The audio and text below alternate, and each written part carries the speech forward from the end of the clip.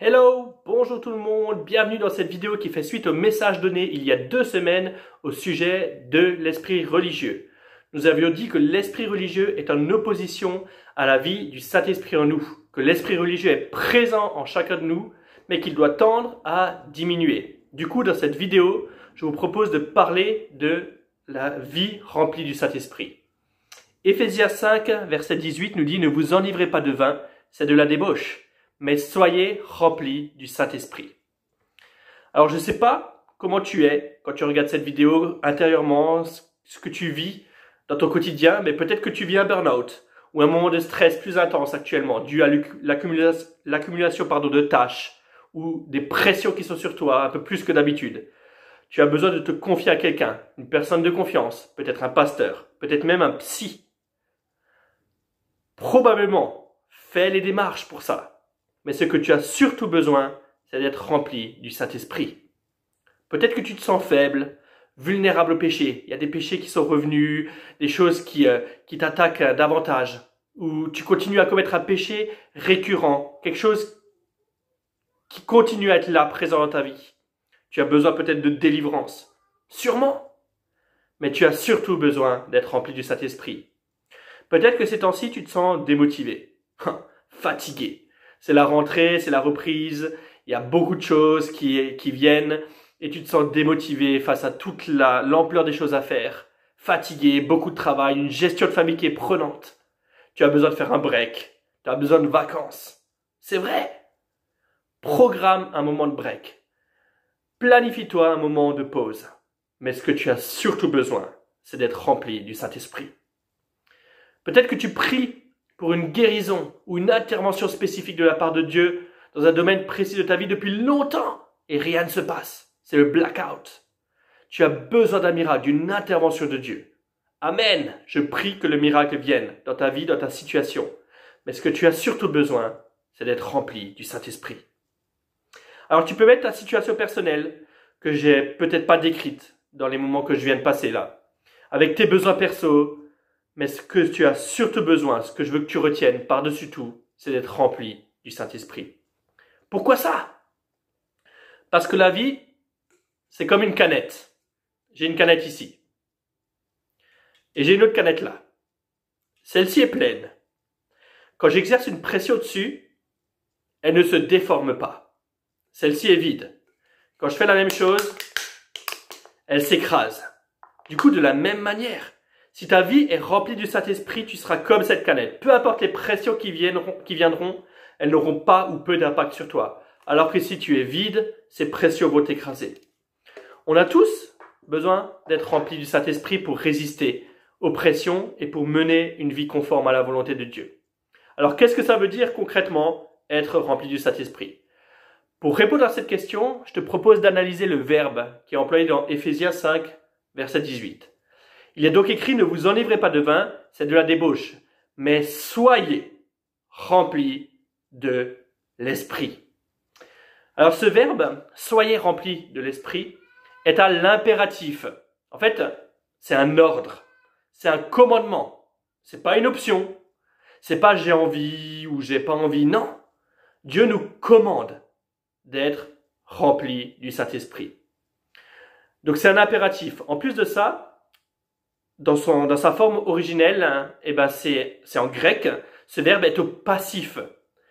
Ce qui veut dire que c'est pas toi qui te remplis du Saint-Esprit, mais c'est le Saint-Esprit qui te remplit. Il est la source et je suis l'objet. Le vase qui doit être rempli. Je peux pas me remplir moi-même, tu peux pas te remplir toi-même. Tu dois laisser Dieu te remplir. Donc c'est un impératif, c'est un passif. Troisième chose, c'est un pluriel. C'est pas écrit toi. Toi qui regardes cette vidéo, juste toi là, sois rempli du Saint-Esprit. C'est écrit « Soyez remplis du Saint-Esprit ». C'est pas réservé à une élite. C'est pour tous les croyants, de tout âge, de toute maturité dans la foi. C'est valable pour le petit enfant comme pour le plus âgé. Pour celui qui a 1 jour de conversion comme pour celui qui en a 80. Donc c'est un impératif, c'est un passif, c'est un pluriel. Quatrième chose, le temps du verbe en grec est un présent. Et ce temps n'existe pas en français. C'est un temps qui suggère une constance. Soyez constamment rempli du Saint-Esprit. Et c'est intéressant, car on peut se poser la question, mais si j'ai déjà été rempli une fois, pourquoi est-ce que je devrais l'être encore une autre fois? Alors pour ça, je vais prendre une image. J'ai un ballon ici.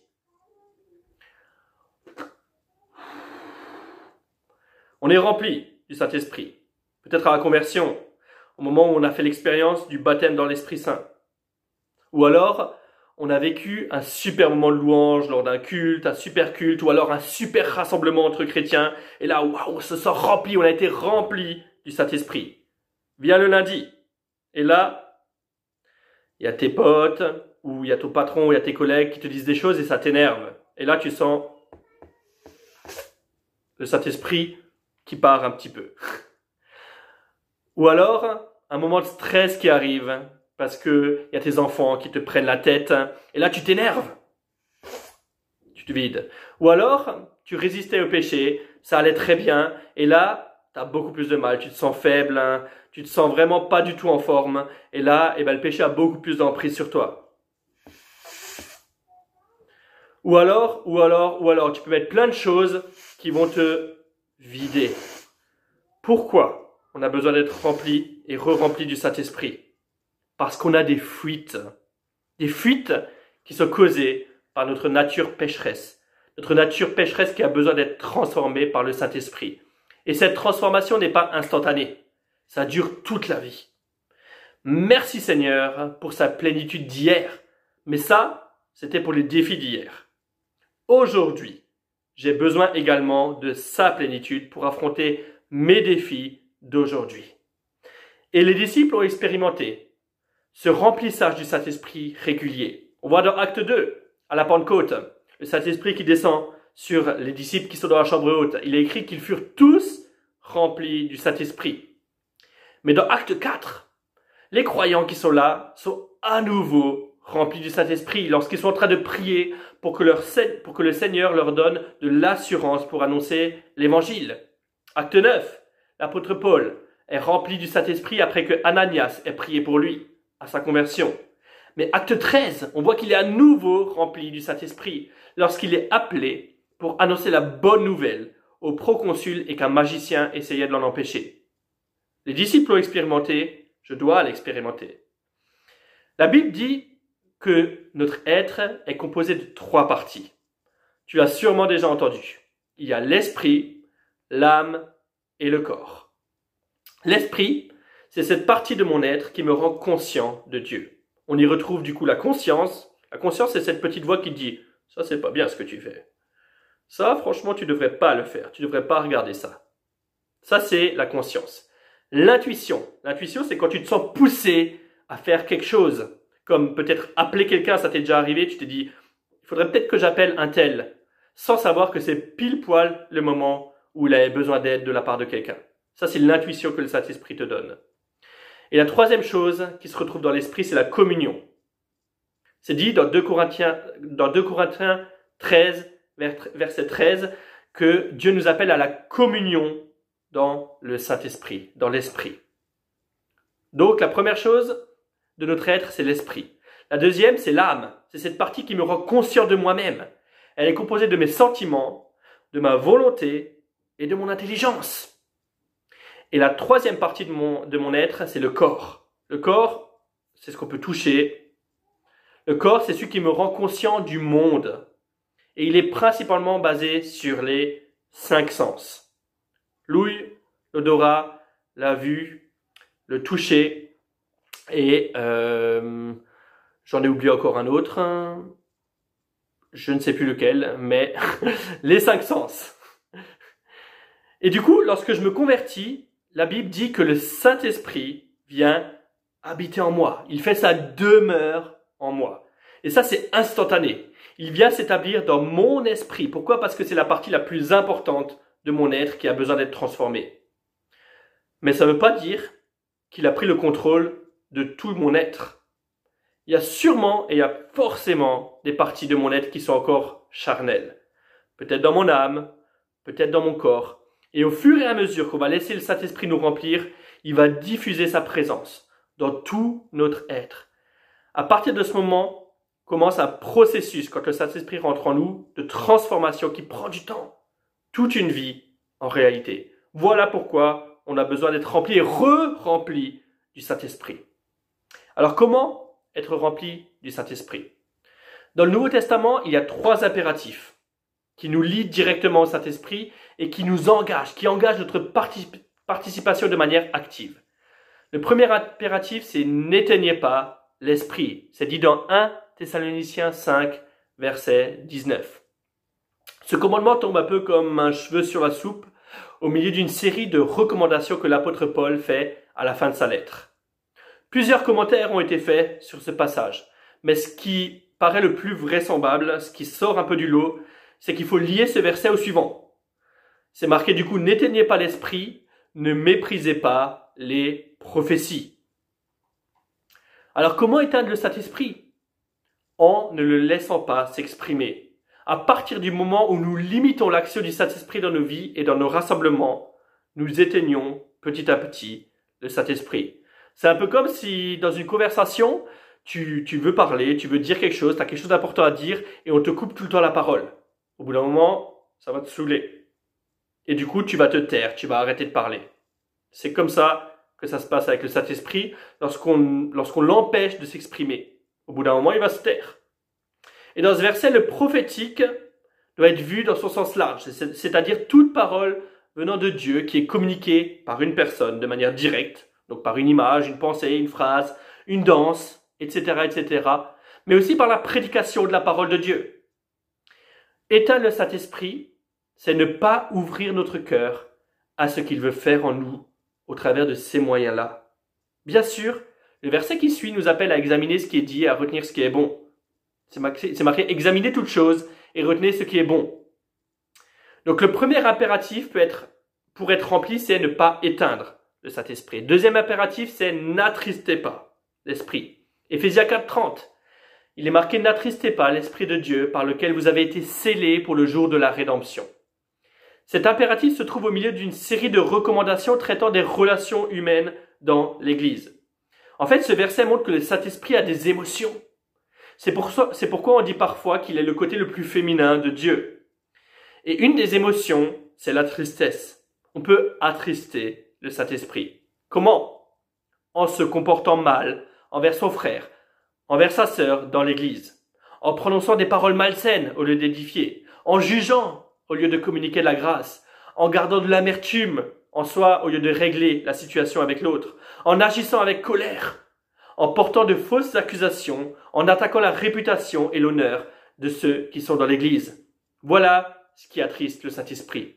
Alors du coup, si tu veux être rempli du Saint-Esprit, mon conseil, soigne ton comportement envers ton frère et ta sœur dans l'Église. C'est important.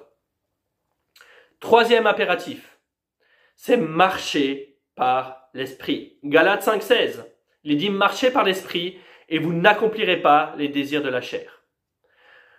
Autant le fait d'être rempli du Saint-Esprit est une action passive, comme on l'a dit avant, autant la marche par l'Esprit, c'est actif. Je crois qu'on est tous d'accord pour le dire. Le fait de marcher, ça nous implique, c'est quelque chose d'actif. Elle implique le croyant dans un effort, une discipline, une démarche qui engage. Et cette action active se trouve souvent dans l'Ancien Testament. On peut lire le psaume 1, une partie qui dit « Heureux l'homme qui ne marche pas selon le conseil des méchants, qui ne s'arrête pas sur la voie des pécheurs, qui ne s'assied pas en compagnie des moqueurs. » 3 verbes d'action qui montrent qu'un chrétien doit s'impliquer dans sa vie nouvelle en Christ et ne pas suivre le monde. Oui, c'est vrai, à la conversion, on est une nouvelle création, c'est marqué dans la parole de Dieu. Mais cette nouvelle vie qui s'ouvre en nous coûte après, elle nous engage, ça nous demande quelque chose. Ce verset nous montre aussi le plus grand obstacle à la plénitude du Saint-Esprit. Ce plus grand obstacle, c'est nous, nos propres désirs, qui n'ont pas encore été changés par le Saint-Esprit. En fait, le Saint-Esprit nous invite sur un chemin de renoncement à nous-mêmes qui va nous amener à tellement plus de joie et de bonheur. Du coup, on a vu 3 impératifs pour être rempli du Saint-Esprit. N'éteignez pas le Saint-Esprit, n'attristez pas le Saint-Esprit et marchez par l'Esprit. Maintenant, pour finir, dans cette vidéo, on va voir 3 choses. 3 actions concrètes à faire pour être rempli du Saint-Esprit. La première, c'est avoir la foi. Galates 3, verset 2 dit « Voici seulement ce que je veux apprendre de vous. » C'est Paul qui dit ça. « Est-ce en pratiquant la loi que vous avez reçu l'Esprit ou en écoutant avec la foi ?» Du coup, si tu ne crois pas que Dieu veut te remplir du Saint-Esprit, le Saint-Esprit ne peut pas te remplir. Il faut avoir de la foi pour être rempli du Saint-Esprit. Et si tu n'as pas la foi, ça peut arriver. Parce qu'il y a plein de choses qui te font douter du fait que le Saint-Esprit veut te remplir. Ton rapport avec le péché, tu te dis mais comment il peut remplir une personne qui pêche comme moi? Ta vie de prière qui te semble un peu trop faible, qui te semble trop basse. Tu te dis mais je suis pas au niveau. Comment est-ce qu'il peut me remplir moi qui suis pas au niveau? Etc. etc. Si tu veux avoir la foi, prends la parole de Dieu. Pourquoi? Parce qu'il est écrit dedans que la foi vient de ce qu'on entend et que ce qu'on entend vient de la parole de Dieu. Du coup, tu prends ta Bible et tu lis. Tu lis et tu relis tous les passages qui parlent du Saint-Esprit. Tu lis Jean, chapitre 14, chapitre 15, chapitre 16. Tu lis le livre des Actes, qui est tout un livre qui parle de l'action du Saint-Esprit dans les disciples. Tu lis Romains 8, tu lis Éphésiens, chapitre 3, chapitre 4, chapitre 5, afin que Dieu fasse monter en toi la foi et que tu sois convaincu que le Saint-Esprit veut te remplir. Première chose, première action, avoir la foi. Deuxième chose, obéir. Acte 5, 32. Nous sommes témoins de ces choses, de même que le Saint-Esprit que Dieu a donné à ceux qui lui obéissent. Dieu donne le Saint-Esprit à ceux qui lui obéissent. Du coup, si je pose la question à tous ceux qui regardent la vidéo ce matin ou aujourd'hui, qui veut être rempli du Saint-Esprit? Je pense que tout le monde va lever la main. Je suis sûr, je vous vois là derrière la vidéo, vous levez la main. Moi, je veux être rempli du Saint-Esprit. C'est vrai, on veut tous avoir la joie, on veut tous avoir la paix, on veut tous avoir la patience, on veut tous manifester les dons spirituels. Mais si je pose la question, qui est prêt à abandonner toute sa vie au Saint-Esprit, à le laisser prendre tout le contrôle de sa vie? Là, je vois les mains qui commencent à se rabaisser. C'est comme la question, qui veut Jésus comme sauveur? Tout le monde veut être sauvé. Mais qui accepte Jésus comme Seigneur? Ce qui implique qu'on lui laisse un droit absolu sur notre vie. Là, c'est autre chose. En fait, le Saint-Esprit remplit ceux qui acceptent de lui laisser un droit absolu, total sur leur vie. Un accès illimité. Les portes grands ouverts. Tous les domaines. Ma question pour toi, quels sont les domaines de ta vie où tu gardes encore les portes fermées au Saint-Esprit? Où tu veux garder le contrôle, tu dis ça je le laisse pas encore au Saint-Esprit. Ça, je veux garder le contrôle. Est-ce que c'est ton travail? Est-ce que c'est ton portefeuille, ton argent? Tu dis, moi, je donne tant et tant, je veux pas donner plus. Est-ce que c'est tes ambitions? Est-ce que c'est ta sexualité? Est-ce que c'est tes loisirs? Moi, je suis prêt à regarder tout à la télé, mais ça me touche pas. De toute façon, même s'il y a des choses qui sont un peu déplacées, ça va pas avoir d'influence sur moi. Hey! Si le Saint-Esprit, il te montre que ça, tu dois laisser, est-ce que tu es prêt à le laisser? Pour être rempli du Saint-Esprit, il faut lui obéir, lui laisser toute la place dans nos vies. La première chose, c'est avoir la foi. La deuxième chose, c'est obéir. La troisième chose, elle est toute simple. Demander. Luc 11, versets 11 à 13. Quel père parmi vous, si son fils lui demande du pain, lui donnera une pierre? Ou s'il lui demande un poisson, lui donnera un serpent au lieu du poisson? Ou s'il demande un œuf, lui donnera-t-il un scorpion? Waouh! Si donc vous, qui êtes mauvais, vous savez donner de bonnes choses à vos enfants, à combien plus forte raison le Père céleste donnera-t-il l'esprit à ceux qui lui demandent? Quelle image est-ce qu'on a de Dieu? Est-ce qu'on a l'image d'un père exigeant, méchant, qui demande tellement de choses impossibles à leurs enfants et qui ne récompense pas ses enfants, qui veut nous punir lorsqu'on n'est pas à la hauteur? Ou est-ce qu'on a l'image d'un bon père qui donne de bonnes choses lorsqu'on lui demande? Il y a tellement de débats sur le Saint-Esprit dans le monde, des discussions sur le sens, l'interprétation à donner à tel ou tel passage de la Bible qui parle de lui, des tentatives pour mieux le comprendre, comprendre son action. Et c'est important de débattre. Mais là, on est face à un verset qui est tellement simple et pourtant tellement vrai. Demandez. Peut-être que tu n'as pas la bonne théologie ce matin sur le Saint-Esprit. Je suis sûr que je ne l'ai pas. Peut-être que tu ne comprends pas grand-chose au passage qui parle de lui. Peut-être que tu as une image du Saint-Esprit qui est pas totalement la bonne. Mais si tu as la foi, et si tu es prêt à lui obéir, demande à Dieu, qui est un bon Père, et il te le donnera. 3 choses à faire. Avoir la foi, obéir, et après, demander. Je vous laisse sur ces éléments-là, sur ces réflexions. On va avoir un temps d'échange, un temps de discussion sur ce sujet en groupe de maison. Et moi, je vous souhaite un bon dimanche à chacun. Je prie que vous puissiez expérimenter toute la plénitude du Saint-Esprit tout au long de cette semaine et dans les semaines à venir. Et puis, je vous dis à la prochaine. Salut!